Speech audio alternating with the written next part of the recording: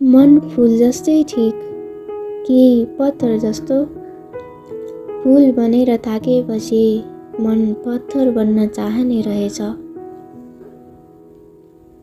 फूल जो बार बार दुखिरह्यो, दर्द लुकाएर मुस्कुराइरह्यो, मर्म बोकेर फुलिरह्यो र सहिरह्यो कैयन चोटहरू चुपचाप मुस्कुराउँदै, यसकारण कि त्यो कोमल थियो। तर सहनुको पनि त सीमा हुने रहेछ।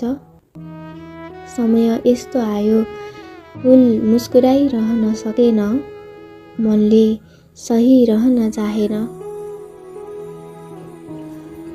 अब फूल पत्थर बन्न खोजिरहेछ, म चाहिँ पत्थर फुलाउन खोजिरहेछु। कठोर त होइन, मन मजबुत बन्न चाहेको छ। किनकि कोमल हुनु मात्र होइन, मजबुत हुनु सौन्दर्य रहेछ। म पत्थरमा फूलको नरमपन रोपिरहेछु। आफ्नै लागि अब म नदुख्ने सौन्दर्य फुलाउन चाहन्छु। म मेरो मनलाई पत्थरको फूल बनाउन चाहन्छु।